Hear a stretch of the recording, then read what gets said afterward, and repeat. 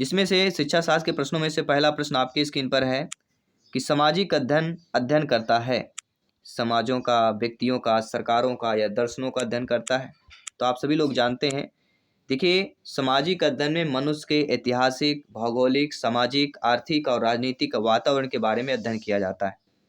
और सामाजिक अध्ययन की प्रकृति मनुष्यों के अध्ययन से लेकर एकीकृत विषय तक एक अलग विषय दृष्टिकोण के पक्ष में होता है। तो इसमें वस्तु इतिहास, भूगोल, नागरिक शास्त्र और आदि होते हैं। तो इसमें सामाजिक अध्ययन में अध्ययन करता है समाजों का। यहाँ पे पहला ऑप्शन सही हो जाएगा। इसके बाद बात करेंगे आपके दूसरे प्रश्न की। सामाजिक विज्ञान पढ़ाने में आने वाली कठिनाइयों में से प्रमुख है परिवर्तित होते रहना, बहुत जटिल होना, अस्तित्वहीन होना या स्थानिक होना। सभी लोग बताइए। एक एक कमेंट फीडबैक करना आप लोगों को। बेहतर प्रिपरेशन के साथ यहाँ पे हम बात करेंगे। तो सामाजिक विज्ञान शिक्षण में आने वाली समस्याओं की बात करेंगे। कौन सा आपका समस्या हो जाएगा?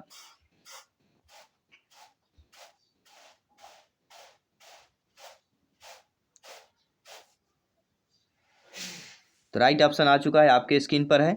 और राइट ऑप्शन हो जाएगा परिवर्तित होते रहना। सामाजिक विज्ञान पढ़ाने में आने में कठिनाइयों में से प्रमुख क्या कि यह क्या है? परिवर्तित होते रहना, परिवर्तित होता रहता है। आइए बात करते हैं अगले प्रश्न की। सामाजिक विकास के लिए कौन से क्षेत्र को विकसित करना होगा? घर, परिवार, विद्यालय या समाज? सभी लोग बताइए।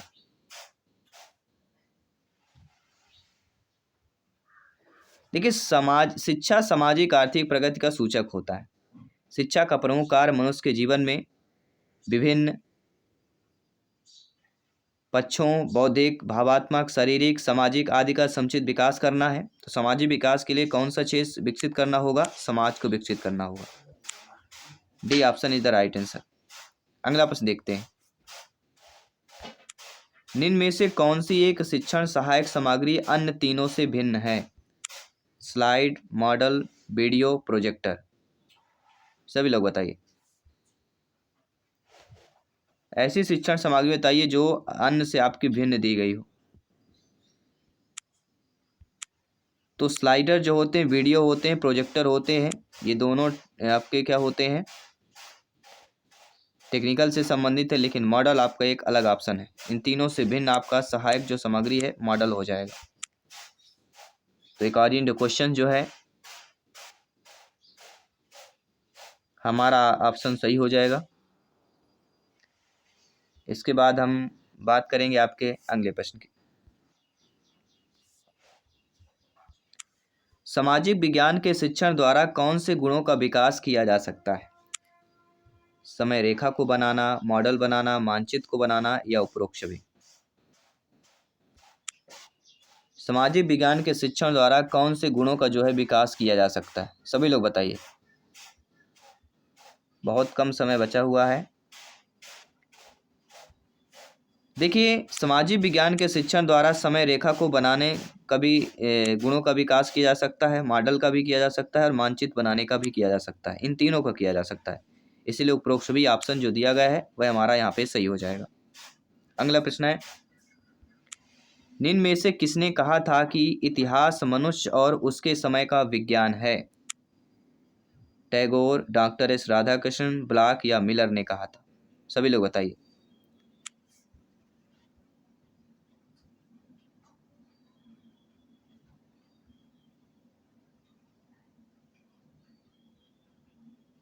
सभी लोग बताइए। किसने कहा इतिहास मनुष्य और उसके समय का विज्ञान है? राइट ऑप्शन आ चुका है हमारा। तो according to questions third option सही हो जाएगा। किसी भी प्रश्न पर अगर आपका डाउट है बेफिक्र आप लोग कमेंट कर सकते हैं। निम्न में से कौन सा दोष इतिहास की पाठ्य पुस्तक का नहीं है?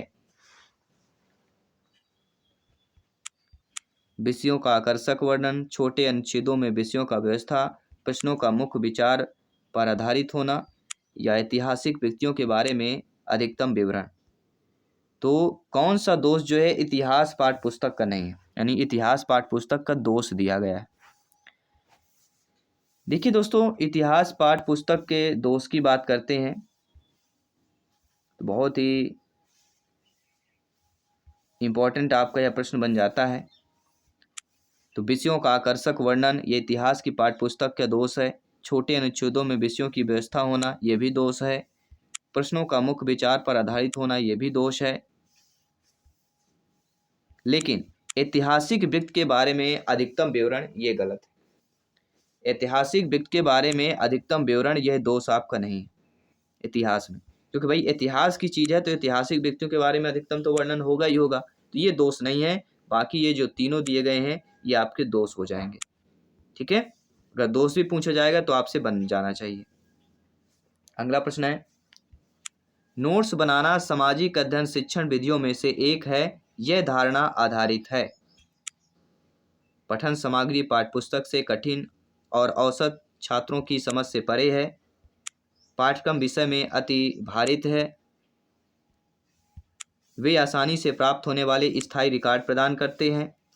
यह नोट्स अधिक अंक प्राप्त करने में सहायता प्रदान करते हैं।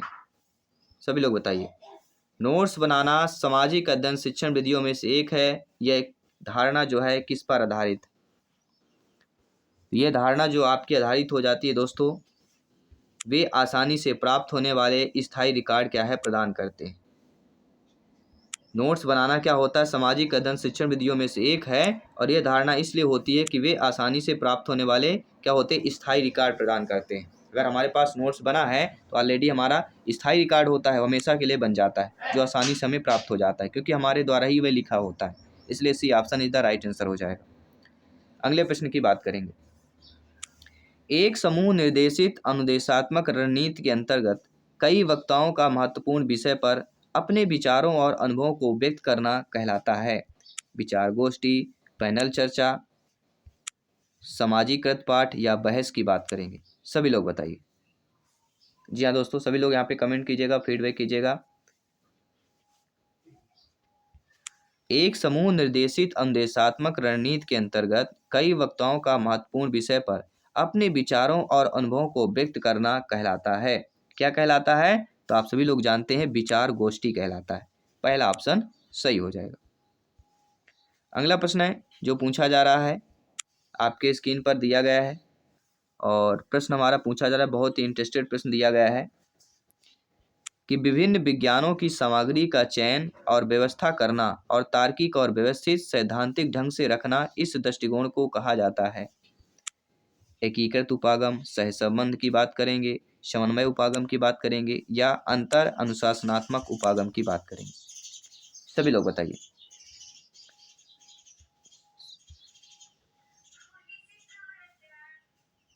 सभी लोग बताइए।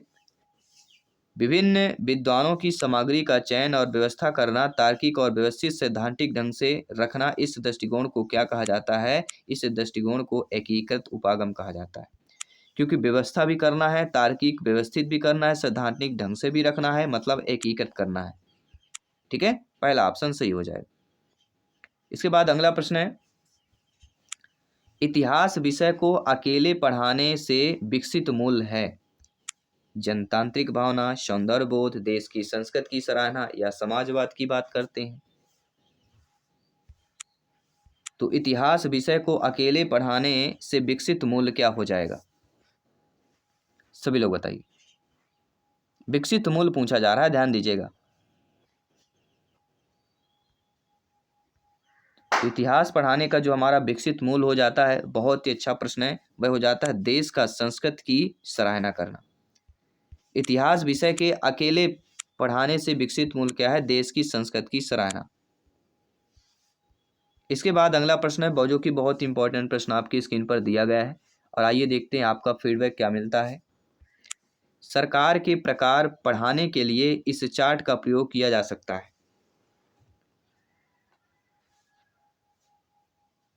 तो सीखने के संबंधित ये आपका प्रश्न बन जाता है।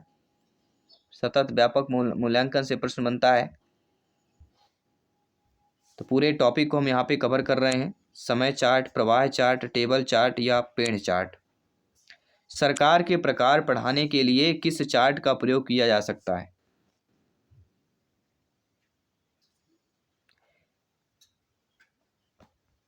चार्ट पूछा जा रहा है, ध्यान दीजिएगा। राइट ऑप्शन आ चुका है और वह है दोस्तों प्रवाह chart. B option is the right answer. क्या हो जाएगा? प्रवाह चार्ट। प्रवाह चार्ट का अगर दोस्तों समझें अच्छे तरीके से, एक प्रक्रिया का एक ग्राफिकल प्रेजेंटेशन होता है, यह एक डायग्राम होता है जो सिंबल्स, रेखाओं और आकृतियों की सहायता से किसी कार्य या कार्यों के समूह को पूरा करने के लिए आवश्यक वर्कफलों को दिखाता है, जिसे हम फ्लो चार्ट कहते हैं। प्रवाह चार्ट को क्या कहा जाता है? Flow chart. FLOWCHART, flow chart भी कहा जाता है। तो फ्लो चार्ट आ जाए तो भी आपको दिक्कत नहीं करना है, ठीक है। ये अनुक्रमिक क्रम में एक प्रक्रिया का अलग अलग चरणों में क्या होता है, एक तस्वीर होती है। तो प्रवाह चार्ट यानी फ्लो चार्ट की बात करेंगे। अगला प्रश्न देखते हैं। अगला प्रश्न जो कि बहुत ही अच्छा प्रश्न दिया गया है, इंपॉर्टेंट क्वेश्चन हो जाता है। सामाजिक अध्ययन और सामाजिक विज्ञान में प्रमुख अंतर है। सामाजिक अध्ययन और सामाजिक विज्ञान के बीच मुख्य अंतर उनके क्या होता है? उद्देश्यों में मौजूद।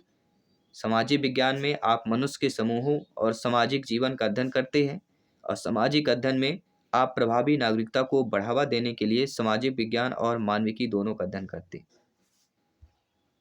तो संबंध की बात कर रहे हैं। सामाजिक अध्ययन और सामाजिक विज्ञान में प्रमुख अंतर जो पूछा जा रहा है वह हमें बताना है। सामाजिक अध्ययन वयस्कों पर केंद्रित है, सामाजिक विज्ञान बालकों पर केंद्रित है। सामाजिक अध्ययन व्यवहारिक है, सामाजिक विज्ञान सैद्धांतिक है। सामाजिक अध्ययन पर्यावरण से संबंधित है, जबकि सामाजिक विज्ञान मानव और उसके समाज से संबंधित है। सामाजिक अध्ययन एक उच्च स्तरीय अध्ययन है, सामाजिक विज्ञान एक सरल भाग है। तो यहाँ पे हमारा जो राइट ऑप्शन आपका हो जाएगा, सामाजिक विज्ञानों का एकीकृत अध्ययन ही सामाजिक अध्ययन कहलाता है, ठीक है। तो अकॉर्डिंग टू क्वेश्चन हमारा होगा कि सामाजिक अध्ययन जो है पर्यावरण से संबंधित है, जबकि सामाजिक विज्ञान मानव और उसके समाज से संबंधित हो जाता है। समाज, जहाँ अध्ययन शब्द आ जाए तो समझ लीजिए पर्यावरण से संबंधित है, और विज्ञान शब्द आ जाए तो मानव और उसके समाज से संबंधित है। ये चीजें आपको क्लियर कर लेना, ठीक है। चलिए बात करते हैं, अगले प्रश्न की तरफ चलेंगे। सामाजिक अध्ययन की प्रकृति है वैज्ञानिक, तकनीकी, मानकी, भौतिकवादी। Nature of science, social studies.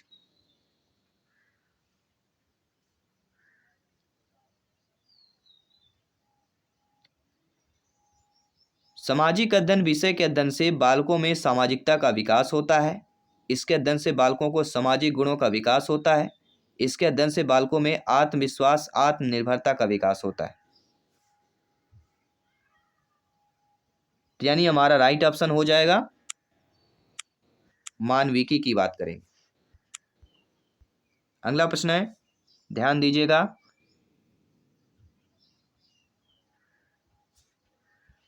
सामाजिक अध्ययन का संबंध व्यक्तियों और उनकी अपने भौतिक और सामाजिक परिवेश के प्रति अंतःक्रिया से होता है। वह मानवीय संबंधों की विवेचना करता है, यह कथन है। तो यह कथन पूछा जा रहा है, यह कथन किसका है? स्टेटमेंट किसका है? सभी लोग बताइए। तो राइट आंसर हमारा आ चुका है। सामाजिक अध्ययन का संबंध व्यक्तियों और उनकी अपने भौतिक और सामाजिक परिवेश के प्रति अंतःक्रिया से होता है। वह मानवीय संबंधों की विवेचना करता है। यह कथन आपके किसका होता है? माइकेलिस का कथन हो जाता है, माइकेलिस का कथन हो जाता है।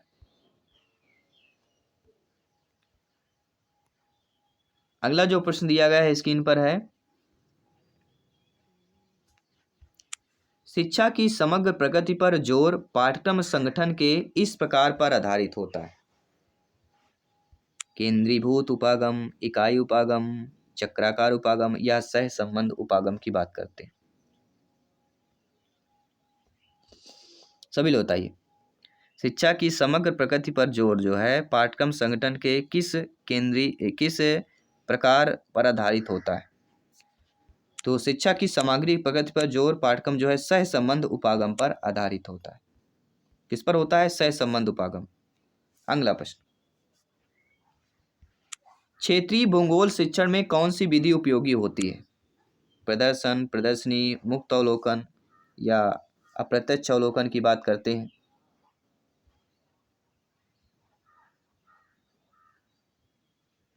सभी लोग बताइए। तो राइट आंसर हमारा आ चुका है और वह दोस्तों क्षेत्रीय भूगोल शिक्षण में कौन सी विधि उपयोगी होगी? प्रदर्शन विधि उपयोगी होगी। अगला प्रश्न देखते हैं,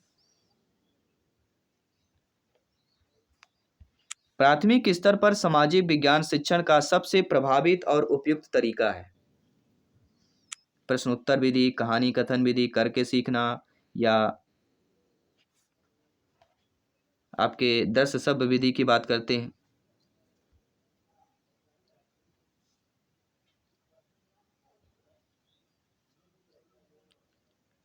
देखिए, प्राथमिक स्तर पर सामाजिक विज्ञान की जिस शिक्षण विधि की बात करते हैं वह करके सीखने विधि की बात करते हैं। C option is the right answer. इसके बाद अगला प्रश्न है, निम्न में से कक्षा में सबसे अच्छा लोकतंत्र दर्शाता है?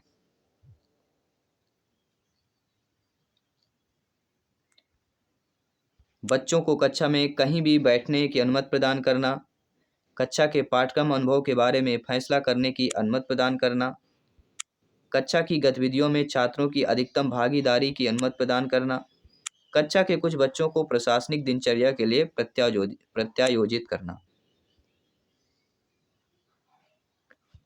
तो कक्षा में सबसे अच्छा लोकतांत्रिक क्या दर्शाता है? वह दर्शाता है दोस्तों कक्षा की गतिविधियों में छात्रों की अधिकतम भागीदारी की अनुमति प्रदान करना। छात्रों बालकों की भागीदारी बहुत इंपॉर्टेंट हो जाती है पेडागोजी में देखा जाए तो। अगला प्रश्न बहुत ही इंपॉर्टेंट प्रश्न है, ध्यान दीजिएगा। अंग्रेजी शिक्षा ने हमें गुलाम बनाया, यह कथन है? महात्मा गांधी, रविन्द्रनाथ टैगोर, अरविंदो, विवेकानंद। तो महात्मा गांधी जी ने पूरी तरह से अवगत किया था कि अंग्रेजी शिक्षा ने हमें गुलाम बनाया है। अंग्रेजी शिक्षा ने लोगों को पश्चिमी संस्कृति को श्रेष्ठतर देखने और अपनी संस्कृति के गौरव को नष्ट करना सिखाया है। किसका कथन है? महात्मा गांधी। एक सरकारी संस्था में धार्मिक समारोह का आचरण भारत में धर्मनिरपेक्षता के किस उद्देश्य का उल्लंघन है?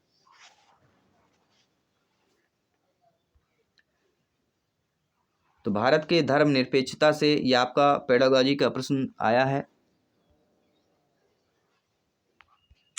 तो एक सरकारी संस्था में धार्मिक समारोह का आचरण भारत में धर्मनिरपेक्षता के जिस उद्देश्य का उल्लंघन होता है वह है कि राज्य किसी विशेष धर्म को समर्थन नहीं देता। राज्य जो होता है वह किसी विशेष धर्म को समर्थन नहीं देता है, ये ध्यान देना। अगला प्रश्न देखते हैं, इनमें से कौन उच्च प्राथमिक स्तर पर सामाजिक विज्ञान शिक्षण का उद्देश्य नहीं है? यानी सामाजिक विज्ञान शिक्षण के उद्देश्य दिए गए।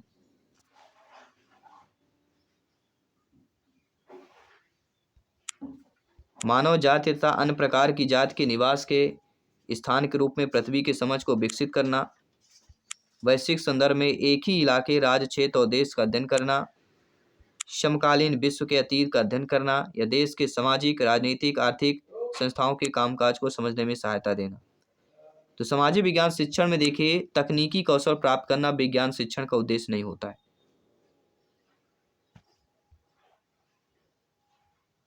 ये बेस्ट आपका क्वेश्चन हो जाता है अकॉर्डिंग टू क्वेश्चन देखा जाए तो उच्च प्राथमिक स्तर पर सामाजिक विज्ञान में जो विषय शामिल नहीं है, अगर यह भी प्रश्न आता है कि उच्च प्राथमिक स्तर पर सामाजिक विज्ञान में कौन सा विषय शामिल नहीं है, तो इसमें देखिए आपका इतिहास शामिल है,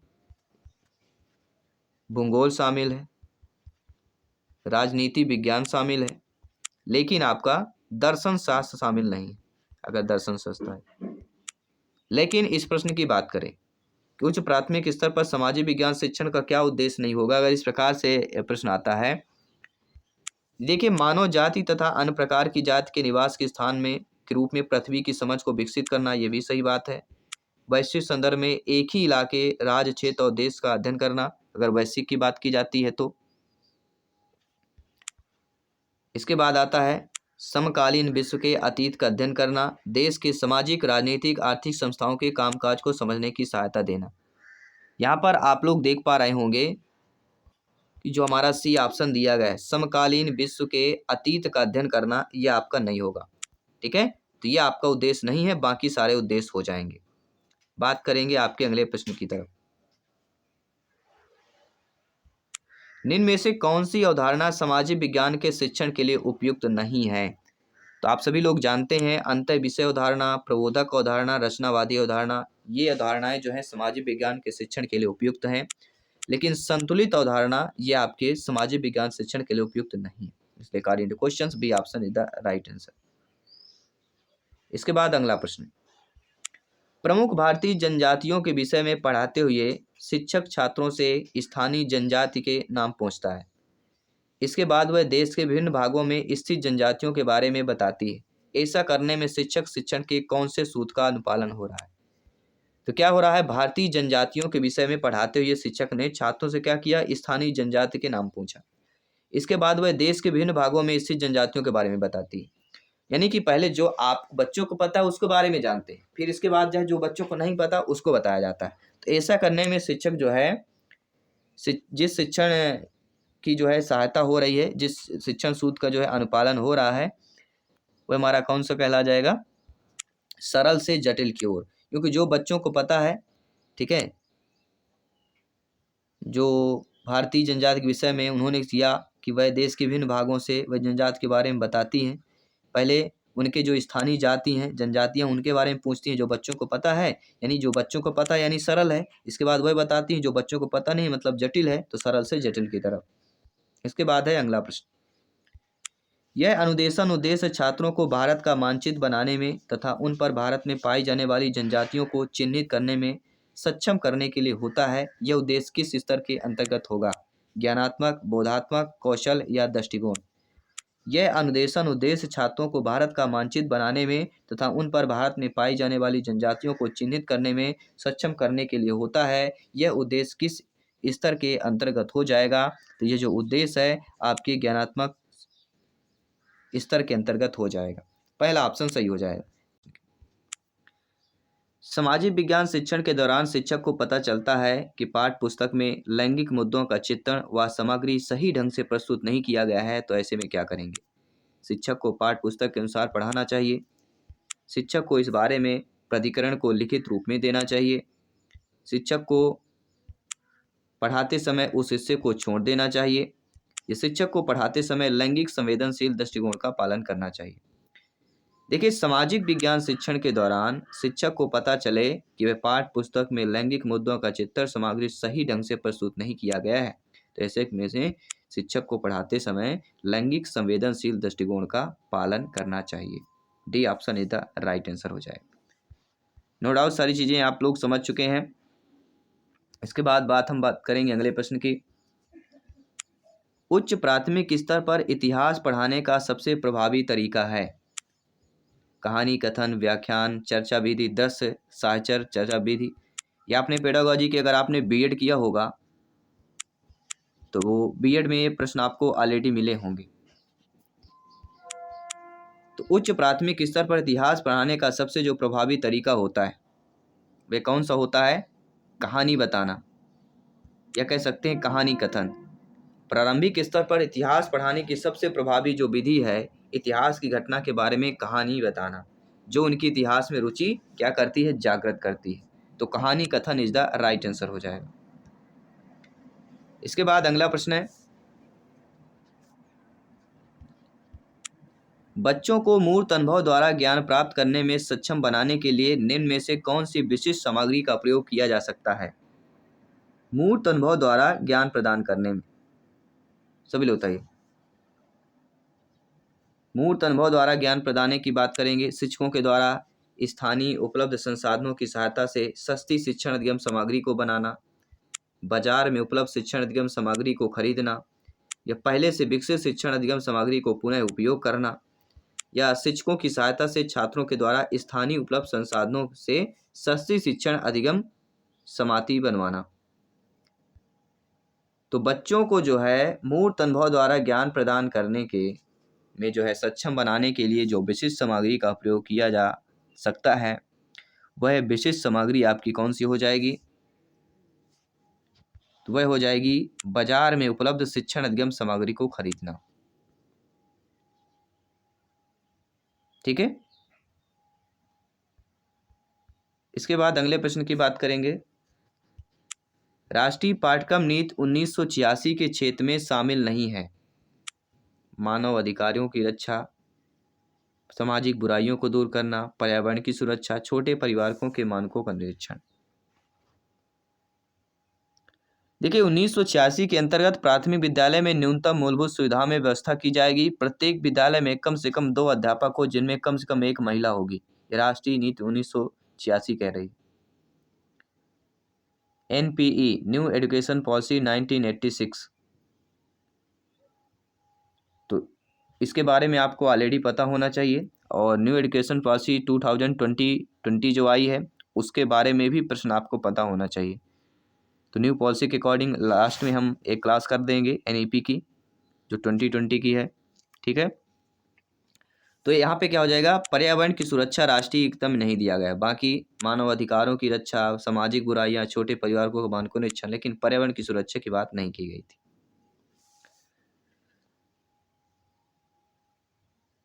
इसके बाद हम बात करेंगे अगले प्रश्न की। इतिहास शिक्षण की नाटकीय विधि द्वारा छात्रों को लाभ नहीं है। विद्यार्थियों की मानसिक शक्ति व प्रतिभा का उपयोग करना, विद्यार्थियों की रुचि को बढ़ाना, भूतकाल के विचारों को बनाना या अतीत को सजीव करना। तो इतिहास शिक्षण की नाटकीय विधि द्वारा छात्रों को लाभ नहीं है। क्या लाभ नहीं होगा, सभी लोग बताइए।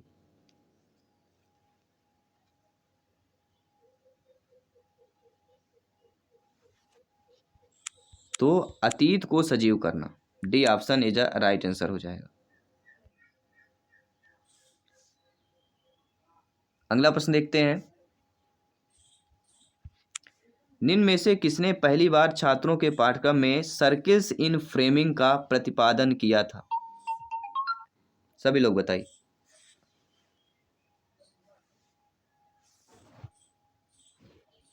निम्न में से पहली बार छात्रों के पाठ्यक्रम में जो है आपके सर्किल इन फ्रेमिंग का प्रतिपादन किया था।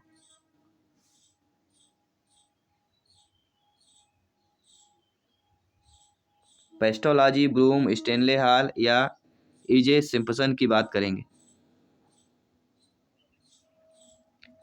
पहली बार छात्रों के पाठ्यचक्र में सर्किल्स इन फ्रेमिंग का प्रतिपादन किया था। सभी लोग बताइए। बहुत ही इंपॉर्टेंट क्वेश्चन है, ध्यान दीजिएगा। समाज शास्त्र का या पेडागोजी का प्रश्न है। राइट ऑप्शन होगा पेस्टोलॉजी। पहला option is the right answer.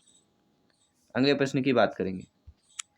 शिक्षा बिना बोझ के 1993 यह अनुशासित करता है कि सामाजिक विज्ञानों में अधिगम को विश्लेषण करने हेतु संकल्पनाओं और योग्यताओं के विकास को बढ़ावा देना चाहिए।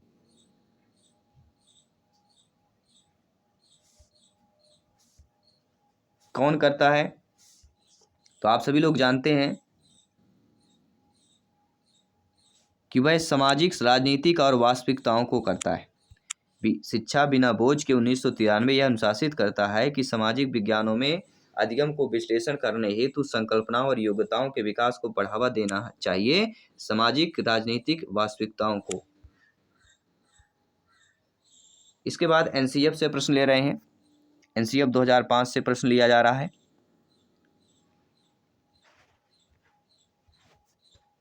राष्ट्रीय पाठचर्या रूपरेखा 2005 यह सुझाव देती है कि नागरिक शास्त्र की जगह राजनीतिक विज्ञान शब्दावली का प्रयोग किया जाए। क्यों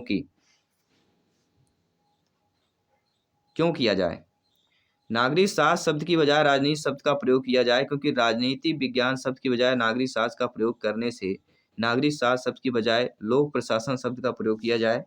यह सुझाव जो दिया गया था, इसका रीजन क्या है और इसका आपका जो रीजन हो जाता है वह दोस्तों हो जाता है राजनीति विज्ञान एक अध्ययन क्षेत्र के रूप में वैश्विक रूप में स्वीकृत है। राजनीतिक विज्ञान है क्या है, एक अध्ययन के क्षेत्र में जो है यह वैश्विक रूप से आपका स्वीकृत है।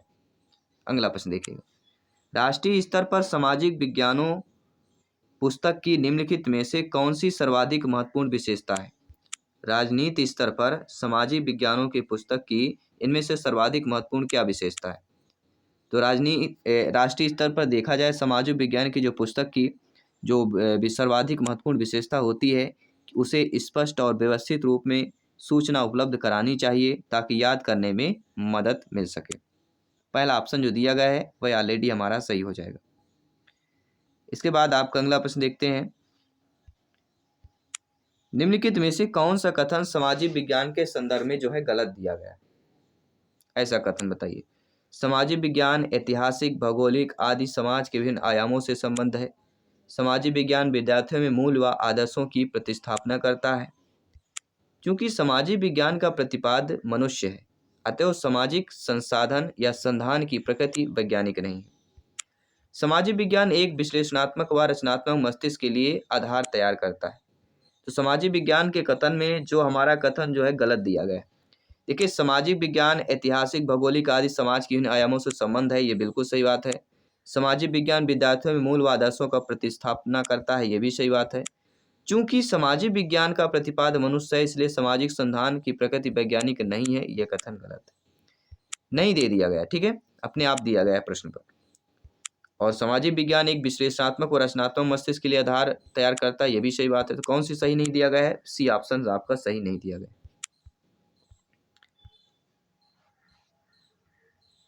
इसके बाद अगला प्रश्न है, सामाजिक और राजनीतिक जीवन पाठ्यपुस्तकें बच्चे के संसार के प्रति शिक्षा को संदर्भित करने के लिए निम्नलिखित में से किस पद्धति का प्रयोग करती है। ध्यानपूर्वक यहाँ पे समझिएगा, बेस्ट क्लास आपको बेस्ट क्वेश्चन यहाँ पे देखने को मिल रहे हैं जो एग्जाम के लिए बहुत ही इंपॉर्टेंट है आपके।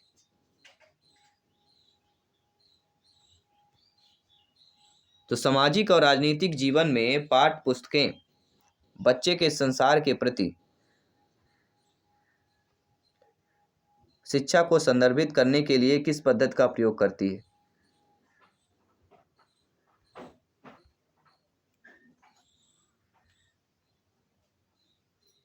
सभी लोग बताइए, यहाँ पे सभी लोग बताइए और फीडबैक कीजिएगा। बेहतरीन प्रश्न है जो आप लोगों के स्क्रीन पर आ चुका है और बेहतरीन प्रश्न का बेहतरीन आप लोग फीडबैक भी करते हैं। तो राइट ऑप्शन हमारा क्या हो जाएगा दोस्तों, राइट ऑप्शन होगा, वे चतुराई से भारतीय व्यक्तियों के सामाजिक और राजनीतिक जीवन को समृद्ध करती है। सामाजिक और राजनीतिक जीवन जो है पाठ्यपुस्तक से बच्चे के संसार के प्रति शिक्षा को संदर्भित करने के लिए किस पद्धति का प्रयोग करती है। वे चतुराई से भारतीय व्यक्तियों को सामाजिक और राजनीतिक जीवन को समृद्ध करती है, यानी मिलाती है। अगला देखिएगा, पाठ्य पुस्तक में वर्णित किसी समुदाय विशेष के लिए संवेदनशील मुद्दे को पढ़ाते समय शिक्षक को सक्षम अधिकारियों को लिखना चाहिए कि वह पाठचर्या में ऐसे विवादास्पद प्रकरण को हटा दिया जाए। शिक्षक को सभी विद्यार्थियों की गरिमा का सम्मान करते हुए संकल्पना को संवेदनशील और पूर्ण निष्ठा के साथ व्याख्यात करना चाहिए। शिक्षक के विद्यार्थियों से कहना चाहिए कि वे इन पुस्तकालय में या घर पर नोट्स बनाएं, या शिक्षक को पाठ्यपुस्तक का सम्मान करना चाहिए और तथ्यों को उसी प्रकार व्याख्यायित करना चाहिए। इसी प्रकार के सोशल साइंस पेडागोजी में प्रश्न पूछे जाएंगे जो आप लोग कंफ्यूज होंगे। कंफ्यूज क्लियर कभी हो सकता है जब आप लोग डेली क्लासेज अटेंड करते हैं, ठीक है। तो राइट ऑप्शन क्या होगा, पाठ्य पुस्तक में वर्णित किसी समुदाय विशेष के संवेदनशील मुद्दे को अगर पढ़ाते समय एक शिक्षक को क्या ध्यान रखना चाहिए। एक शिक्षक को ध्यान रखना चाहिए कि शिक्षक को सभी विद्यार्थियों की गरिमा का सम्मान करते हुए संकल्पना को संवेदनशील और पूर्ण निष्ठा के साथ व्याख्यायित करना चाहिए। अकॉर्डिंग टू क्वेश्चंस भी ऑप्शन सही हो जाए। आप सभी लोग भावी अध्यापक अध्यापिकाएं हैं, शिक्षा बंधु है, तो यह प्रश्न आपके लिए सभी के लिए इंपॉर्टेंट हो जाता है। अगला प्रश्न देखिएगा, सामाजिक विज्ञान में सर्पिल पाठचर्या का निम्नलिखित में से कौन सा लाभ होता है। तो सोशल साइंस में जो सर्पिल पाठचर्या है इसका लाभ क्या होता है। तो सर्पिल पाठचर्या का जो लाभ होता है वह गहन समझ के साथ और एक लंबी क्या है, एक लंबी समयावधि के लिए संकल्पनों का संधारण। D option is the right answer. इसके बाद हम बात करेंगे अगले प्रश्न की। निम्न में से कौन सा प्रारंभिक स्तर पर सामाजिक विज्ञान के संदर्भ में सही दिया गया है? इतिहास, भूगोल, राजनीति विज्ञान, समाजशास्त्र, इतिहास, भूगोल, नागरिक शास्त्र, समाजशास्त्र, इतिहास, भूगोल, अर्थशास्त्र, समाजशास्त्र, इतिहास, भूगोल, राजनीतिक विज्ञान शास्त्र। सभी लोग बताइए। प्रारंभिक स्तर में सामाजिक विज्ञान के संदर्भ में जो सही दिया गया है, इतिहास, भूगोल, नागरिक शास्त्र और समाजशास्त्र, हिस्ट्री, जियोग्राफी। ठीक है, हिस्ट्री से शुरुआत करते हैं। इसके बाद हम बात करेंगे अगले प्रश्न की। प्राथमिक शिक्षा उपलब्ध कराने हेतु सर्व शिक्षा अभियान का लक्ष्य क्या है? तो प्राथमिक शिक्षा उपलब्ध कराने के लिए सर्व शिक्षा अभियान का जो लक्ष्य रखा गया है वह रखा गया है वे सभी बच्चे जो 6 से 14 वर्ष की आयु समूह में हैं उन सभी को शिक्षा प्रदान करना। इसके बाद जो है अगला प्रश्न है कि उच्च प्राथमिक कक्षाओं में सामाजिक विज्ञान के शिक्षण के संदर्भ में निम्न में से कौन सा कथन उचित नहीं दिया गया है? उच्च कक्षाओं में सामाजिक विज्ञान के शिक्षण के संबंध में जो कथन हमारे सही दिए गए हैं उन कथनों को पहले हम बात करेंगे। सामाजिक विज्ञान जो है इसलिए पढ़ाया जाना चाहिए क्योंकि वह बच्चों को सामाजिक यथार्थ के प्रति संवेदनशील बनाता है। सामाजिक विज्ञान जो है इसलिए पढ़ाया जाना चाहिए क्योंकि यह विद्यार्थियों को सामाजिक मुद्दों व विमर्श व चिंतन के लिए प्रेरित करता है। सामाजिक विज्ञान इसलिए पढ़ाया जाना चाहिए ताकि विद्यार्थी पुराण एवं इतिहास के बारे में जान सके। लेकिन गलत क्या दिया गया है? तो गलत यही दिया गया है कि सामाजिक विज्ञान इसलिए पढ़ाया जाना चाहिए क्योंकि यह मानवीय संबंधों की समझ हासिल करने में मदद करता है। तो बाकी सारे उचित कथन देखा जाए तो पहला नहीं दिया गया है, बाकी जो तीनों आपके उचित दिए गए हैं। तो आई होप सारी चीज़ें क्लियर हो चुकी हैं। बात करेंगे अगले प्रश्न की। बहुत ही इंटरेस्टेड प्रश्न जो आप लोगों की स्क्रीन पर दिया गया है। लोकतांत्रिक राजतंत्र पढ़ाते समय सामाजिक विज्ञान की शिक्षिका अपनी कक्षा से बातचीत करने के लिए स्थानीय कॉलेज से राजनीति विज्ञान विशेषज्ञ को आमंत्रित करती है। इससे पहले विशेषज्ञ उसकी कक्षा से बातचीत करें, शिक्षिका को निम्नलिखित में से किसकी साझेदारी या उनके साथ जो है करनी चाहिए? तो आमंत्रित करने पहले जो है इस प्रकरण के लिए क्या करना चाहिए? अनुदेशात्मक उद्देश्य करना चाहिए। C option is the right answer.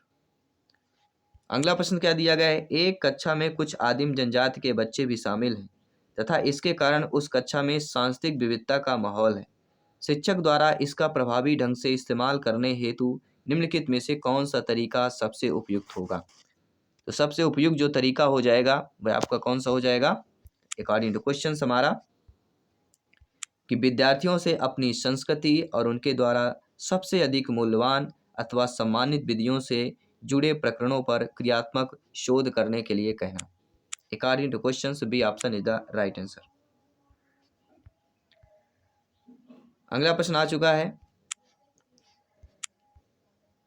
एक शिक्षक प्रशिक्षणार्थी इस प्रकार एक अनुदेशनात्मक उद्देश्य लिखती है, विद्यार्थी लोकतंत्र का अर्थ समझने योग्य हो पाएंगे। यह उद्देश्य किस क्षेत्र में आएगा? बोधन, विश्लेषण, कौशल, संश्लेषण। बहुत ही टॉप क्लास का क्वेश्चन है, ध्यान दीजिएगा। संभावित प्रश्न है और डिफिकल्ट क्वेश्चन भी है, ध्यान दीजिएगा।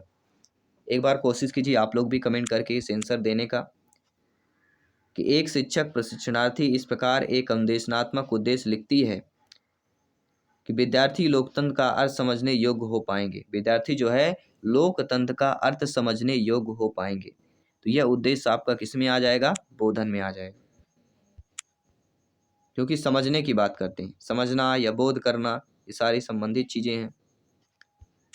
अगला है, निम्न में से कौन सी शिक्षण सहायक सामग्री महाद्वीपों के अनुपातनिक क्षेत्र व आकार को दर्शाने के लिए सबसे उपयुक्त है? पृथ्वी का पोस्टर, ग्लोब, विश्व का राजनीतिक मानचित्र, विश्व का भौतिक मानचित्र। तो कौन से शिक्षण सहायक सामग्री महाद्वीपों के अनुपातिक क्षेत्र व आकार को दर्शाने के लिए सबसे उपयुक्त कहला जाती है या सबसे उपयुक्त आपकी हो जाएगी? वह होगा globe. B option is the right answer. अगले प्रश्न की बात कर लेते हैं दोस्तों।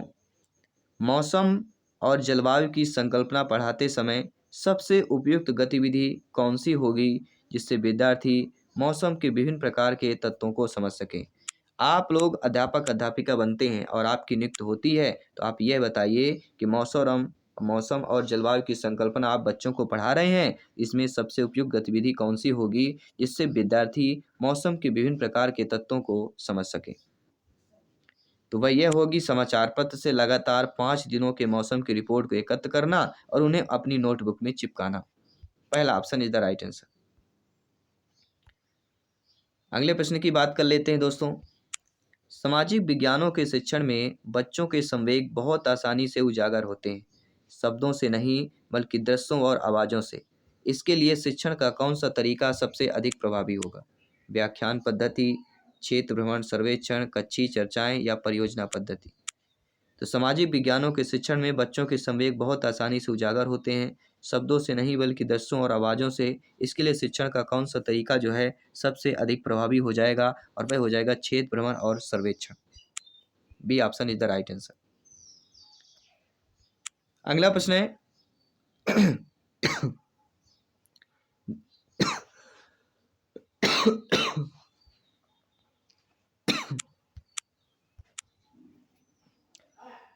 गरीबी को पढ़ाते समय कौन सी व्यूह रचना सबसे ज़्यादा उचित होगी? आप सभी लोग शिक्षक बंधु हैं और आप गरीबी चैप्टर को पढ़ा रहे हैं, इसमें कौन सी व्यूह रचना सबसे आपकी उचित होगी? कि वाद विवाद और चर्चाओं में विद्यार्थियों को शामिल करना। क्या होगा? वाद विवाद और चर्चाओं में विद्यार्थियों को शामिल करना उचित होगा। इसके बाद अगला प्रश्न है, सहयोगी अधिगम की प्रक्रिया को बढ़ावा देने के लिए शिक्षक को क्या करना चाहिए? आपकी नियुक्ति होती है, आप सोशल साइंस के अध्यापक बनते हैं, शिक्षक बनते हैं, शिक्षिका बनते हैं, अध्यापिका बनती हैं, तो सहयोगी अधिगम की प्रक्रिया को बढ़ावा देने के लिए आप क्या करेंगे? वाद विवाद और चर्चाओं में विद्यार्थियों को शामिल करना चाहिए, कक्षा को समरूपी योग्यता समूहों में विभाजित करना चाहिए, प्रत्येक विद्यार्थी को व्यक्तिगत तत्व कार्य देना चाहिए या सामूहिक परियोजना कार्य देना चाहिए? सभी लोग बताइए। बेहतरीन क्वेश्चन पूछा जा रहा है और बेहतरीन आपको लोगों को फीडबैक भी करना है बेहतर प्रिपरेशन के साथ। तो सहयोगी अधिगम प्रक्रिया को बढ़ावा देने के लिए शिक्षक को क्या करना चाहिए? सामूहिक परियोजना कार्य देना चाहिए, क्योंकि सहयोग कहाँ से होता है? और 3000 MCQs की PDF फाइल्स लॉन्च हो चुकी है, तो इसके लिए आपको व्हाट्सएप करना है 8319862412 पे व्हाट्सएप कर देना, ठीक है? आपको सारा डिटेल व्हाट्सएप पे मिल जाएगा। चलिए शुरुआत करते हैं पेडागोजी के प्रश्न की। पहला प्रश्न दिया गया है, प्रारंभिक स्तर पर इतिहास शिक्षण का सबसे महत्वपूर्ण और प्रभावी तरीका है? चर्चा पद्धति, प्रश्नोत्तर पद्धति, कहानी कथन पद्धति या व्याख्यान पद्धति? तो प्रारंभिक स्तर पर इतिहास शिक्षण का सबसे महत्वपूर्ण प्रभावी तरीका क्या होता है? प्रश्न उत्तर पद्धति नहीं होगी, ये हमारी हो जाएगी कहानी कथन पद्धति।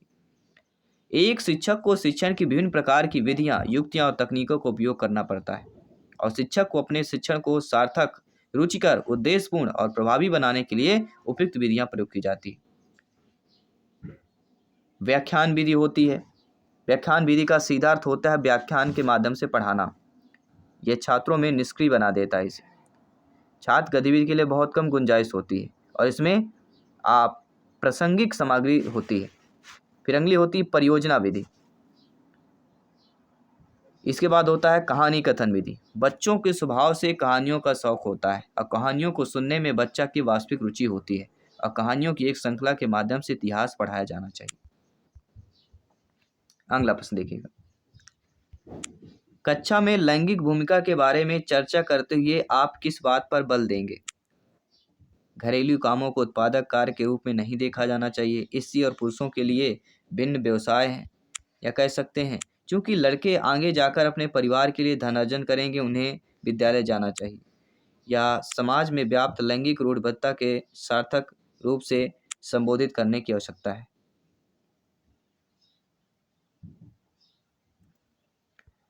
तो कक्षा में लैंगिक भूमिका के बारे में चर्चा करते हुए बल देने की बात कर रहे हैं।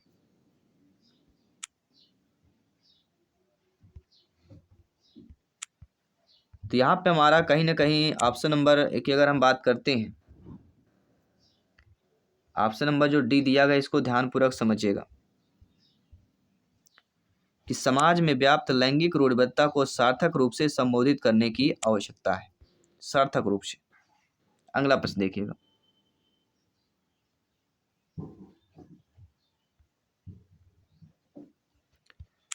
निम्नलिखित में से कौन सा सामाजिक विज्ञान अनुदेशात्मक प्रक्रिया का हिस्सा नहीं होना चाहिए?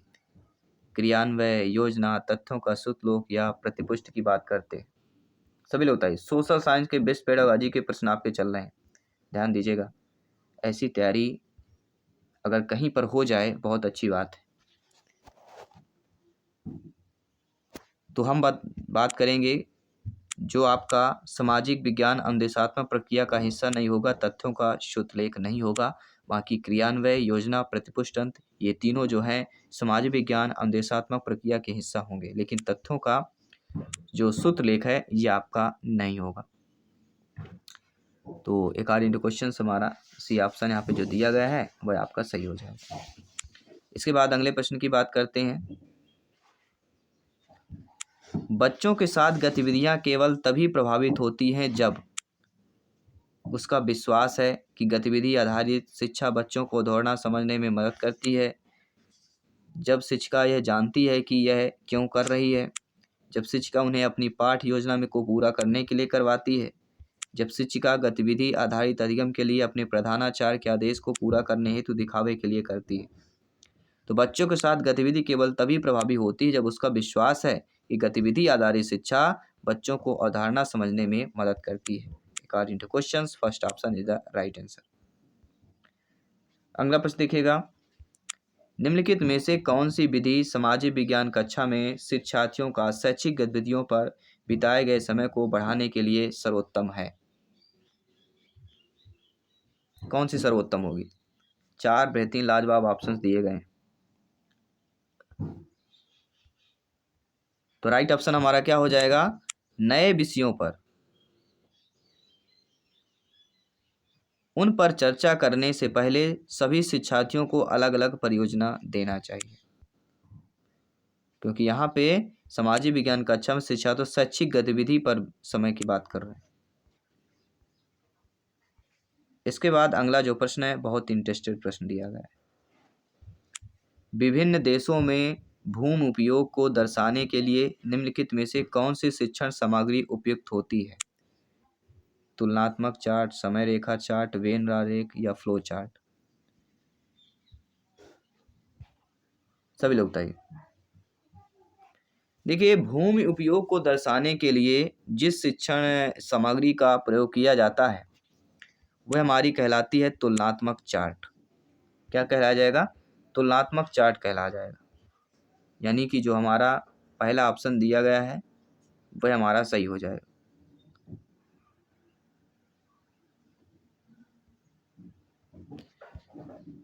अगला प्रश्न देख लेते हैं। एक सामाजिक विज्ञान की शिक्षिका द्वारा कक्षा में प्रभावशाली होने के लिए निम्नलिखित में से कौन सी विधि उपयोग में लाई जानी चाहिए? एक सामाजिक विज्ञान की शिक्षिका द्वारा आपकी नियुक्ति होती है, आप लोग अध्यापक अध्यापिका बनते हैं। जब आपकी नियुक्ति होगी, आप लोग अध्यापका अध्यापिका बनेंगे, तो आपके द्वारा कक्षा में प्रभावशाली होने के लिए किस विधि का उपयोग करना चाहिए? तो आपको कक्षा में प्रभावशाली होने के लिए विचार उत्तेजक व रुचिपूर्ण गतिविधियों द्वारा शिक्षार्थियों का विषय के प्रति आकर्षण बढ़ाना चाहिए। इसके बाद अगला प्रश्न है कि बच्चों की शिक्षा होती है घर से, विद्यालय, समाज या इन तीनों से होती है। तो बच्चों की जो शिक्षा होती है आप सभी लोग जानते हैं, बहुत ही सिंपल सा प्रश्न पूछा गया है। बच्चों की शिक्षा समाज से भी होती है, घर से भी होती है, विद्यालय से भी बच्चा सीखता है। इन तीनों स्पेस से जो है बच्चा जगह से सीखता है। तो बच्चे की शिक्षा option number D is the right answer हो जाएगा। इसके बाद अगला प्रश्न देखिए। सामाजिक विज्ञान के शिक्षण तकनीक में शामिल कर सकते हैं अभिनय को, योजना को, व्याख्यान को, या इनमें से सभी कर सकते हैं? सभी लोग बताइए। किसे किसे जो है शामिल किया जा सकता है? तो सामाजिक विज्ञान के शिक्षण तकनीक में अभिनय को भी, योजना को भी, व्याख्यान को भी शामिल किया जा सकता है। यानी इनमें से सभी ऑप्शन जो दिया गया है वैसा ही हो जाएगा। अगला प्रश्न है, निम्न में से कौन सी विधि इतिहास शिक्षण के लिए सबसे उपयुक्त है? तो इतिहास शिक्षण के लिए सबसे उपयुक्त विधि हमारी बताइए। कहानी कथन, स्रोत, व्याख्यान या नाटकीय विधि? सभी लोग बताइए। तो इतिहास के लिए क्या चाहिए, कुछ ना कुछ स्रोत तो चाहिए बताने के लिए। B option is the right answer. व्याख्यान शिक्षण विधि में क्या दोष है? देखिए, इस विधि में विद्यार्थी के स्तर का ध्यान नहीं रखा गया है, यानी कि स्वयं मूल्यांकन के लिए अवसर, एक लोकतांत्रिक विधि, पूर्ण योग शिक्षक की कमी, आत्मविश्वास को प्रोत्साहन। देखिए, इस विधि में विद्यार्थी के स्तर को ध्यान नहीं रखा गया है।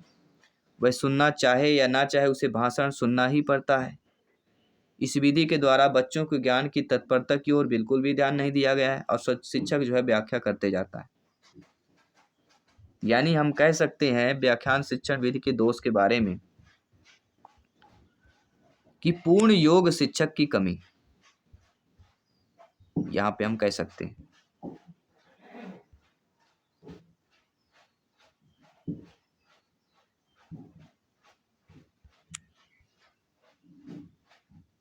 इसके बाद अगला प्रश्न, एक शिक्षक के लिए प्रशिक्षण सामग्री है। एक शिक्षक के लिए प्रशिक्षण सामग्री क्या होती है, सहायक सामग्री क्या होती है?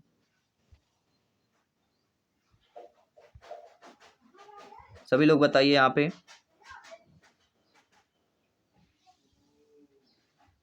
तो हम बात करेंगे एटलस, क्योंकि सोशल साइंस पेडागोजी की बात करेंगे। और सामाजिक विज्ञान के अगर शिक्षक है तो आपके पास एटलस इंपॉर्टेंट, ये शिक्षण सामग्री आपके पास होना चाहिए। शिक्षक को कक्षा शिक्षण का प्रारंभ करना चाहिए छात्रों का हालचाल पूछकर, पूर्व ज्ञान से संबंधित प्रश्न पूछकर, नए पाठ की घोषणा कर, नए पाठ की विषय वस्तु के प्रश्न पूछकर।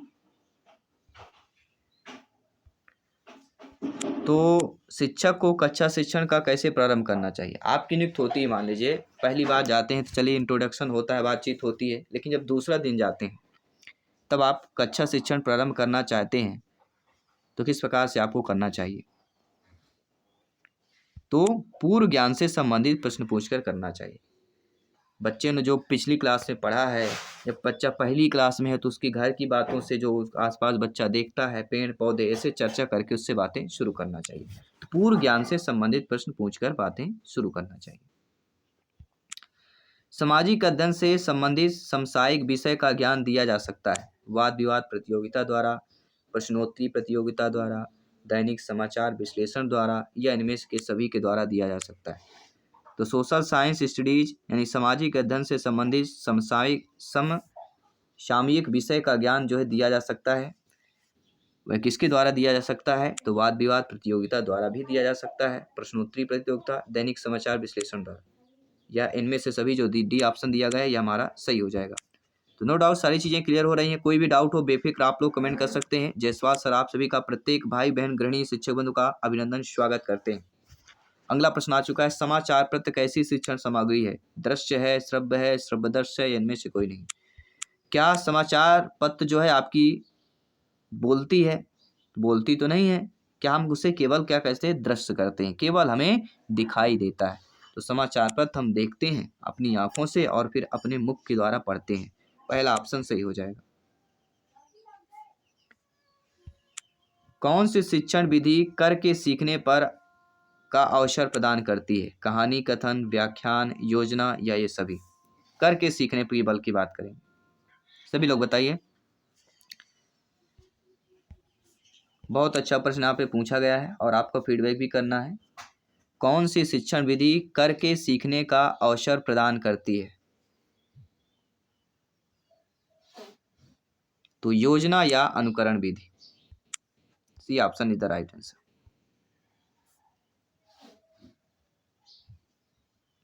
अगले प्रश्न की बात करेंगे, सामाजिक अध्ययन के शिक्षक को विषय वस्तु के साथ ज्ञान होना चाहिए। आप सोशल साइंस के टीचर हैं, आपको विषय वस्तु जो आपका सामाजिक विज्ञान है इसके साथ साथ किसका ज्ञान होना चाहिए? शिक्षक के उद्देश्य, शिक्षक का जो उद्देश्य है, शिक्षण विधियां, शिक्षण तकनीकी, या इनमें से सभी? सभी लोग बताइए। तो इनमें से देखिए सबसे ज़्यादा इंपॉर्टेंट शिक्षण विधियां भी होती। अगर उपरोक्त सभी ऑप्शन नहीं आता है तो शिक्षण विधियों के ऑप्शन में करना है, लेकिन जब उपरोक्त सभी ऑप्शन दिया गया है तो उद्देश्यों को, विधियों को, तकनीकों को भी ज्ञान होना चाहिए। उपरोक्त सभी ऑप्शन ना दिया हो तब आपको शिक्षण विधि में करना है, नहीं अन्यथा आपको उपरोक्त सभी के ऑप्शन पे कर देना। ठीक है, समझ गए आप सभी लोग। आइए बात करते हैं अगले प्रश्न की। कक्षा कक्ष शिक्षण होना चाहिए। कक्षा कक्ष का शिक्षण कैसा होना चाहिए? देखिए, कक्षा शिक्षण का मुख्य उद्देश्य होता है अधिगम को सुगम बनाना, यानी सरल बनाना। तो कक्षा कक्ष का शिक्षण कैसा होना चाहिए? अन्योन्य क्रियात्मक होना चाहिए, अन्योन्य क्रियापरक। अगला प्रश्न, यांत्रिक कौशल को विकसित करने के लिए अधिगमकर्ता के लिए निम्नलिखित तीनों में से कौन सा भिन्न है? ऐतिहासिक चित्रों को एकत्रित करना, ऐतिहासिक चित्रों की रूपरेखा, प्रतिमान की तैयारी या समय रेखा की तैयारी। चारों में से आपका अधिगमकर्ता के लिए भिन्न कौन सा है? सभी लोग बताइए। यांत्रिक कौशल को विकसित करने के लिए तो प्रतिमान की तैयारी भिन्न आपकी दी गई है। ठीक है, अगला प्रश्न देख लेते हैं।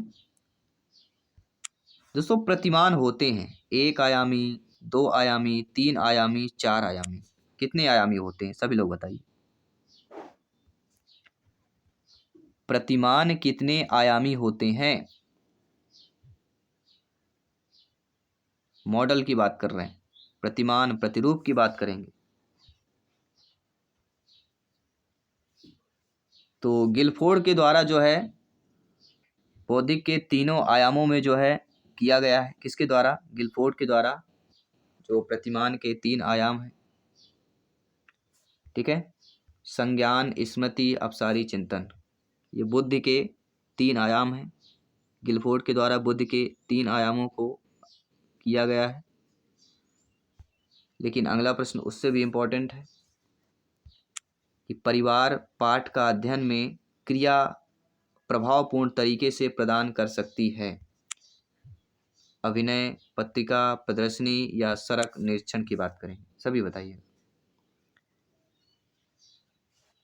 तो परिवार पाठ का अध्ययन में क्रिया प्रभाव तरीके से जो हमारा प्रदान कर सकती है वह कहला जाएगी अभिनय। अगला प्रश्न है, एक अध्याय को प्रस्तुत करने के लिए शिक्षक ने रेडियो का उपयोग किया। शिक्षक द्वारा प्रशिक्षण सामग्री है दृश्य, श्रव्य, आरेख या श्रव्य दृश्य दोनों।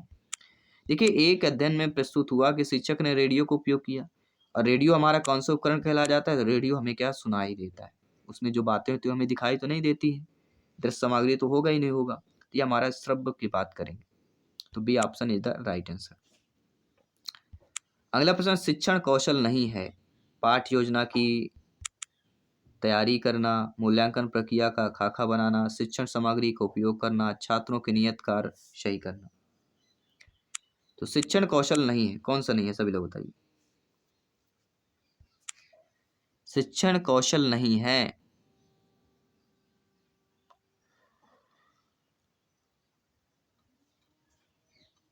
देखिए, पाठ योजना की तैयारी करना शिक्षण कौशल है, मूल्यांकन प्रक्रिया का खाका तैयार करना यानी ढांचा तैयार करना, शिक्षण सामग्री का उपयोग करना, तीनों कौशल है। लेकिन छात्रों के नियत कार्य सही करना ये आपके शिक्षण कौशल नहीं होगा। तो अकॉर्डिंग टू क्वेश्चन जो डी ऑप्शन दिया गया है वह हमारा सही हो जाएगा। अगला प्रश्न दिया गया कि व्याख्यान विधि का दोष है। यह समय की बचत एवं पाठ विवरण को पूरा करता है, यह शिक्षक के कार्य को आसान बनाता है, यह विद्यार्थियों को सुनने का प्रशिक्षण देता है, यह शिष्य को हिस्सा लेने के लिए अवसर देता है। तो व्याख्यान विधि का आपको दोष बताना है। लाभ भी पूछे जा सकते हैं लेकिन दोष ज़्यादा आते हैं। बुराई कहते हैं ना हमेशा हावी रहती है, लेकिन जीत सत्य की होती है, अच्छाई की होती है, बट हावी क्या है? हमेशा रहती है। इसी प्रकार दोष ज़्यादा पूछा जाता है। तो व्याख्यान विधि का यहाँ पे जो दोष दिया गया है वह कौन सा दिया गया है? देखिए, ये समय की बचत एवं पाठ विवरण को पूरा करती है, यह शिक्षक के कार्य को आसान बनाता है, यह विद्यार्थियों को सुनने के प्रशिक्षण देता है, बिल्कुल सही बात है। लेकिन यह शिष्य को हिस्सा लेने के लिए अवसर देता नहीं होता, क्योंकि व्याख्यान में केवल शिष्य को बच्चों को सुनना पड़ता है, जो शिक्षक बोलेगा सुनना पड़ेगा। तो हिस्सा लेने में इसमें बच्चों को मौका नहीं मिलता। हिस्सा तभी लिया जा सकता है जब बच्चों को बोलने का मौका मिले। तो व्याख्यान विधि में यानी बच्चों को या शिष्य को हिस्सा लेने के लिए अवसर दिया जाता है, ये आपका जो है क्या हो जाएगा? दोष हो जाएगा। इसके बाद हम बात करेंगे अगले प्रश्न की। उच्च लक्ष्य प्राप्ति में मनोयांत्रिक कार्य क्षेत्र की बात करेंगे। उच्च लक्ष्य प्राप्ति में मनोयांत्रिक कार्य क्षेत्र, नागरिकीकरण, निर्णय की क्षमता, विचार शक्ति या समन्वय की बात कर रहे हैं। सभी लोग बताइएगा, फीडबैक कीजिएगा। कहते हैं उच्च लक्ष्य प्राप्ति में मनोयांत्रिक कार्य क्षेत्र है नागरीकरण, निर्णय क्षमता, विचार शक्ति या समन्वय। सभी लोग बताइए। उच्च लक्ष्य प्राप्ति में मनोयांत्रिक कार्य क्षेत्र कहला जाता है और वह क्षेत्र आपका कहला जाता है नागरिकीकरण। पहला option is the correct answer हो जाएगा। इसके बाद दूसरा प्रश्न बहुत ही इंटरेस्टेड प्रश्न दिया गया है। रेडियो, कार्टून, नाटक योजना सहायक उपकरण नहीं है। दिए गए सहायक सामग्री के लिए शिक्षण शास्त्र की दृष्टि से उपयुक्त क्रम को पहचानिए। क्रियाशील सामग्री, आरेख सामग्री, श्रव्य सामग्री, श्रव्य सामग्री, आरेख सामग्री, क्रियाशील सामग्री, आरेख सामग्री, श्रव्य सामग्री, क्रियाशील सामग्री या क्रियाशील, श्रव्य सामग्री या आरेख। तो आरेख, श्रव्य, क्रियाशील, तीन सामग्री दी गई हैं। तीनों में से आपको उपयुक्त सही हमें बताना है। तो रेडियो, कार्टून, नाटक योजना सहायक उपकरण नहीं है। तो दिए गए सहायक सामग्री के लिए मतलब ये समझ लीजिए कि रेडियो, कार्टून, नाटक ये जो है सहायक उपकरण नहीं होते हैं। दिए गए सहायक सामग्री के लिए शिक्षण शास्त्र की जैसे उपयुक्त क्रम बताइए। तो डायरेक्टली ये भी पूछा जा सकता है कि दिए गए सहायक सामग्री में शिक्षण शास्त्र की जैसे उपयुक्त क्रम बताइए। ये बताने की जरूरत नहीं थी, लेकिन ये आपको कंफ्यूजन के लिए बताया गया। ये एक आपका उत्तर यहाँ से भी क्लियर हो जाता है कि सहायक उपकरण कौन सा नहीं है। तो रेडियो, कार्टून, नाटक योजना ये हमारे सहायक उपकरण नहीं होते हैं। तो शिक्षण शास्त्र की जैसे जो सहायक उपकरण होता है, पहला तो होता है सुनना, श्रव्य सामग्री, इसके बाद आरेख सामग्री, इसके बाद क्रियाशील सामग्री। B option is the right answer हो जाएगा। इसके बाद हम बात करेंगे अगले प्रश्न की। एक विद्यार्थी पिछले 3 दिनों की रिपोर्ट के आधार पर आगामी दिनों की भविष्यवाणी करता है। तो ध्येय की सिद्ध सक्षमता पर आधारित है, रुचि पर, ज्ञान पर, समझ पर या प्रयोग पर आधारित हो जाएगा। सभी लोग बताइए। एक विद्यार्थी जो है पिछले 3 दिनों की रिपोर्ट के आधार पर आगामी दिनों की भविष्यवाणी करता है। तो यहाँ पे सभी लोग कमेंट कीजिए।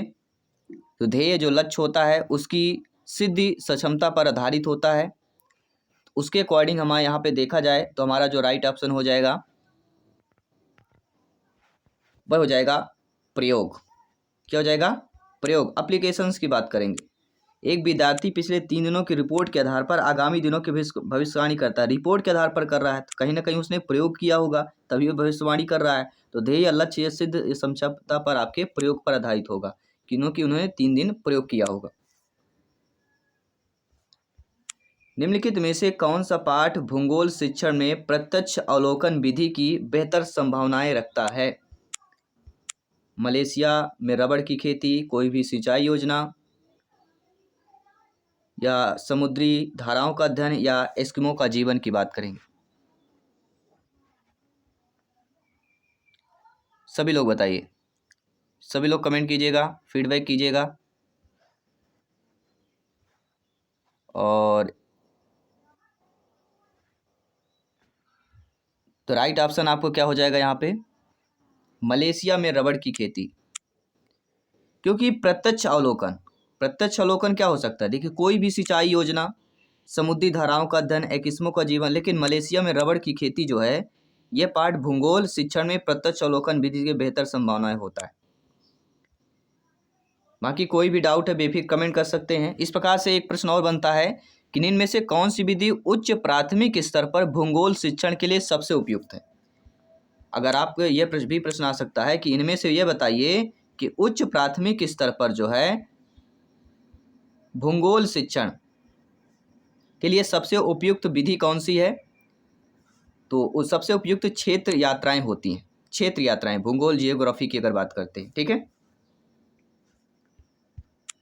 हार्वर्ड के 5 सोपानों में से कौन सा सोपान आजकल पाठ योजना के प्रचलन में से लगभग गायब है? प्रस्तुतिकरण, तुलना, प्रयोग या परिचय की बात करेंगे। हार्वर्ड के 5 सोपानों में से आजकल पाठ योजना में जो प्रचलन है वो आपको बताना है। तो हार्वर्ड की 5 पंचपदी आपने पढ़ा होगा और बेहतरीन प्रश्न पेडागॉजी का हम मान सकते हैं सोशल साइंस की। पाठ योजना के 4 सिद्धांत इन्होंने दिए थे। पहला है आपका स्पष्टता का सिद्धांत, दूसरा है आपका संबंध का सिद्धांत, तीसरा है आपका व्यवस्था का सिद्धांत, और चौथा है आपका प्रयोग का सिद्धांत। इन चारों सिद्धांत के आधार पर J.F. हर्बर्ट ने कि जो 3 शिष्य हैं, जे हर्बर्ट के कितने शिष्य थे? 3 शिष्य थे। पहला था हर्बर्ट स्पेंसर, ठीक है, इसके बाद जिलर, और तीसरा शिष्य था राइन। 5 पद जो इन्होंने निर्मित किए, ठीक है।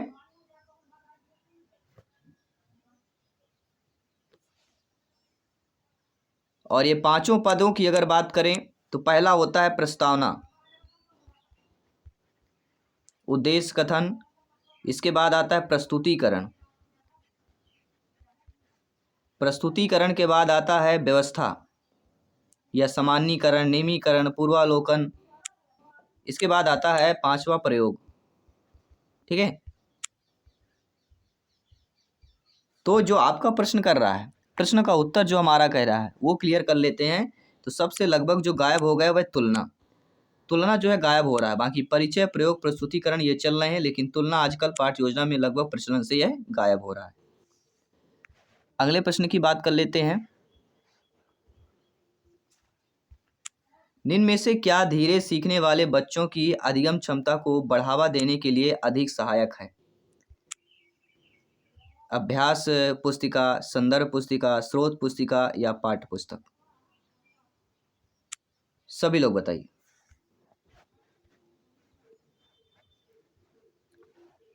धीरे सीखने वाले बच्चों की अधिगम क्षमता को बढ़ावा देने के लिए अधिक सहायक की बात कर रहे हैं, तो आपका फीडबैक आ चुका है, और वह दोस्तों है आपकी अभ्यास पुस्तिका।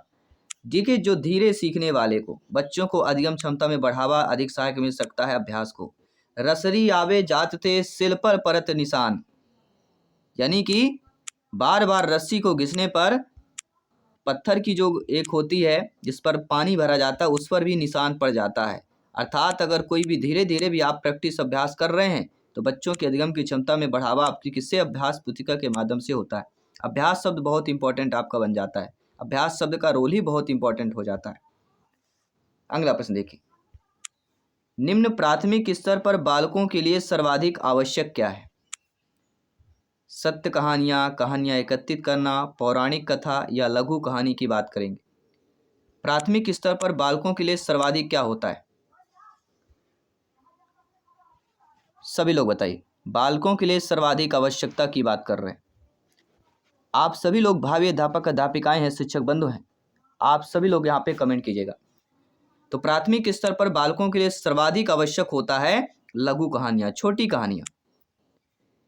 छोटी कहानियां बहुत इंपॉर्टेंट होती है, बड़ी कहानियां भी नहीं, क्योंकि बच्चे फिर बोरिंग होने लगते हैं। छोटी कहानी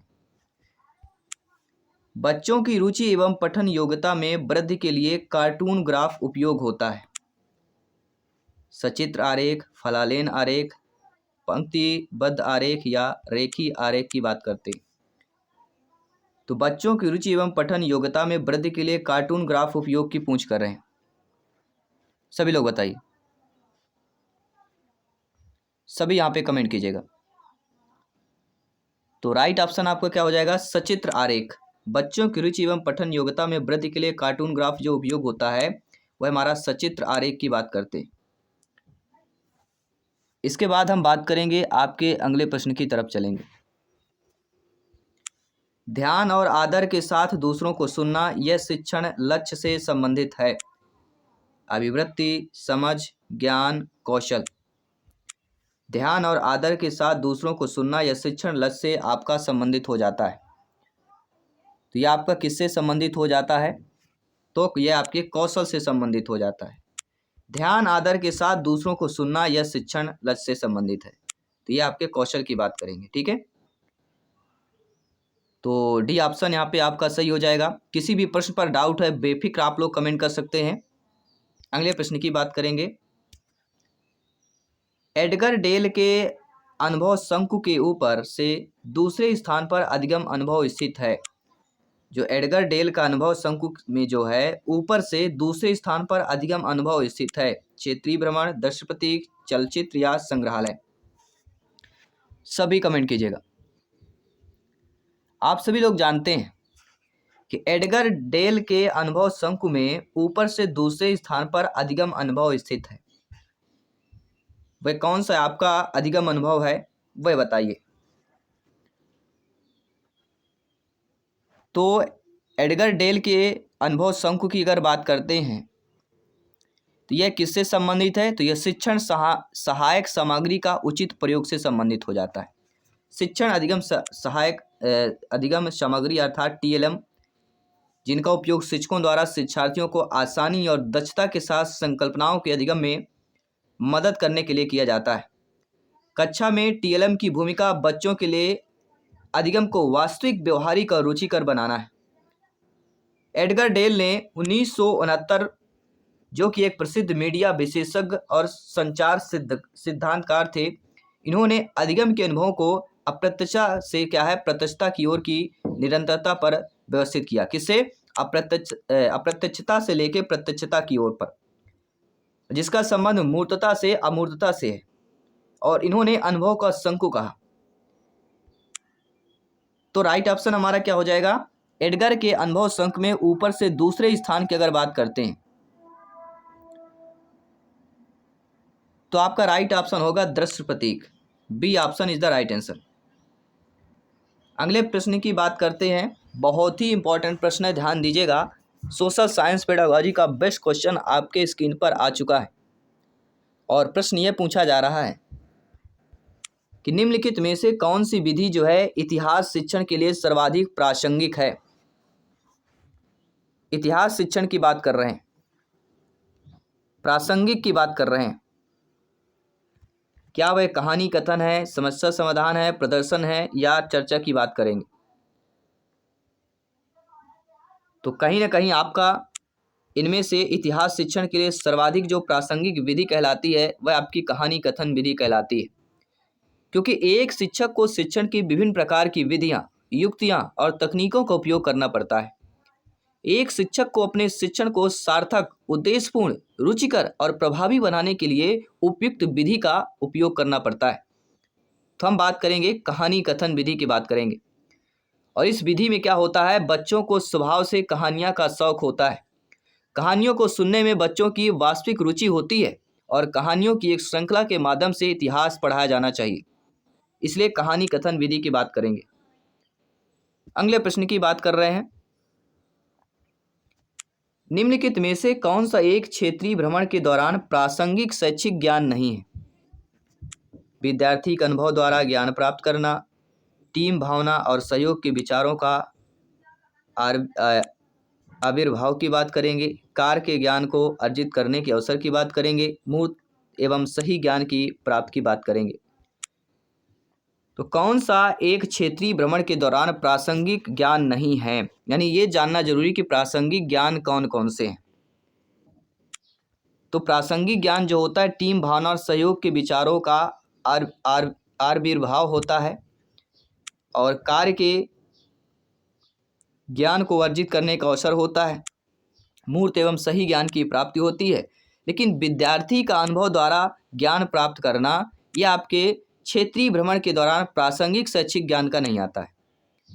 इसमें क्षेत्रीय भ्रमण में क्या आएगा? टीम भावना और सहयोग के विचारों का आविर्भाव की बात करेंगे, कार्य के ज्ञान को अर्जित करने के अवसर की बात करेंगे, अमूर्त एवं सही ज्ञान की प्राप्ति की बात करेंगे। इसके बाद अगला प्रश्न है, निम्नलिखित में से कौन से शिक्षण का सामाजिक महत्व इतिहास शिक्षण से संबंधित नहीं है? आप सभी लोग जानते हैं अनुशासनिक वृद्धि, सामाजिक एवं सांस्कृतिक ज्ञान, अंतर्राष्ट्रीयकरण, ये तीनों आपके शिक्षण का सामाजिक महत्व इतिहास शिक्षण से संबंधित है, लेकिन सृजन की क्षमता ये इतिहास शिक्षण से आपका संबंधित नहीं है। इसलिए according to questions first option is the right answer. I hope सभी प्यारे मित्र अच्छे तरीके से समझ रहे हैं, फीडबैक कर रहे हैं। जयसवाल सर आप सभी का अभिनंदन, स्वागत करते हैं। अगला प्रश्न है कि निम्नलिखित में से कौन सा एक श्यामपट्ट कार्य से संबंधित नहीं है, यानी कि हमें यह पता होना चाहिए श्यामपट्ट कार्य से संबंधित कौन कौन से हैं। तो श्यामपट्ट कार्य से संबंधित आपका स्पष्ट एवं बड़े अक्षरों में लिखना होता है, पंक्तियों के मध्य दूरी बनाए रखना भी इंपॉर्टेंट होता है, और बाईं तरफ समान विचार देना इंपॉर्टेंट है। लेकिन एक साथ लिखना एवं मिटाना ये आपके श्यामपट्ट काल से संबंधित नहीं। According to question C option is the right answer हो जाएगा। अगला प्रश्न दिया गया है, कौन सी ऐतिहासिक घटनाओं के शिक्षण में सहायक सामग्री नहीं है। देखिए, जो ऐतिहासिक घटनाओं की शिक्षण सहायक सामग्री होती है वह हमारी समय रेखा, पाठ्य पुस्तक और संदर्भ पुस्तिका होती है, लेकिन निर्देश पुस्तिका आपकी नहीं होती। ऐतिहासिक घटनाओं के शिक्षण में सहायक सामग्री में देखा जाए तो निर्देश पुस्तिका आपकी नहीं होती। इसके बाद अगला प्रश्न है कि विद्यार्थियों के साथ संसद में कार्यों पर चर्चा में शिक्षक की भूमिका होती है। यह दोषदर्शिता के साथ असहमत या सहमत नहीं है, लेकिन उन्हें छात्रों के संविधान के प्रति दृष्टिकोण को देखना चाहिए, लेकिन उन्हें एक परिचित संदर्भ में विशेष महत्व दिया जाना चाहिए, लेकिन उन्हें प्रत्यक्ष रूप से निष्पक्ष व्यवहार को अपनाना चाहिए या अपरोक्ष भी। देखिए, असहमत या सहमत नहीं है। विद्यार्थी के साथ संसद में कार्यों पर चर्चा में शिक्षक की भूमिका होती है। यह दोषदर्शिता के साथ असहमत या सहमत नहीं है, लेकिन उन्हें छात्रों के संविधान के प्रति दृष्टिकोण को भी देखना चाहिए, उन्हें एक परिचित संदर्भ में विशेष महत्व दिया जाना चाहिए, उन्हें प्रत्यक्ष रूप से निष्पक्ष व्यवहार को अपनाना चाहिए। अर्थात उपरोक्त सभी आपका ऑप्शन सही हो जाएगा। अगले प्रश्न की बात करते हैं। अगला प्रश्न और भी इंपॉर्टेंट दिया गया है कि कक्षा कक्ष के आधारभूत नियम निर्धारित होने चाहिए। कक्षा कक्ष के आधारभूत नियम निर्धारित होने चाहिए। प्रधानाचार्य द्वारा, शिक्षक द्वारा, बालक द्वारा या बालकों एवं शिक्षा द्वारा। तो कक्षा कक्ष के आधारभूत नियम जो है किसके द्वारा निर्धारित होने चाहिए? सभी लोग बताइए। राइट ऑप्शन आ चुका है और वह है दोस्तों बालकों एवं शिक्षकों के द्वारा जो है निर्धारित होने चाहिए, क्योंकि दोनों की भूमिका इंपॉर्टेंट है। अगला प्रश्न देखिएगा, कक्षा कक्ष अभ्यास में सामाजिक विज्ञान का उद्देश्य क्या होना चाहिए? पाठ्य पुस्तक में दिए गए विचारों का समझना, पाठ्य पुस्तक में दिए गए सभी प्रश्नों को उत्तर देने की क्षमता को विकसित करना, पाठ्यक्रम को समय पर समाप्त करना, या विषय में विद्यार्थियों की संज्ञानात्मक एवं असंज्ञानात्मक वृद्धि करना। तो कक्षा कक्ष अभ्यास में सामाजिक विज्ञान का उद्देश्य क्या होना चाहिए? सामाजिक विज्ञान का उद्देश्य होना चाहिए कि विषय में विद्यार्थियों की संज्ञानात्मक एवं असंज्ञानात्मक वृद्धि करना, दोनों प्रकार से वृद्धि करना। अगला प्रश्न है, निम्नलिखित में से कौन सा बालकों के लिए उपयुक्त होगा? कहानी का वर्णन, प्रश्न पूछना, दृश्य दिखाना या समाचार पढ़ना। तो कौन सा जो है बालकों के लिए उपयुक्त होगा, सभी लोग बताइए। तो बालकों के लिए उपयुक्त हो जाता है दृश्य दिखाना। B option is the right answer. C option sorry, दृश्य दिखाना, C option is the right answer हो जाए। अगला प्रश्न है, बाल केंद्रित शिक्षा साथ संबंधित होता है। पढ़ाते समय बालक को मध्य में रखना, पढ़ाते समय बच्चों के अनुभवों, उनके विचारों, उनकी सक्रिय सहभागिता को प्राथमिकता देना, पढ़ाते समय बच्चे की इच्छा अनुसार शिक्षण, या पढ़ाते समय बच्चों में रुचि बनाए रखना। तो बाल केंद्रित शिक्षा साथ किससे संबंधित हो जाता है? तो पढ़ाते समय बच्चों के अनुभव, उनके विचार और उनके सक्रिय सहभागिता को प्राथमिकता देना।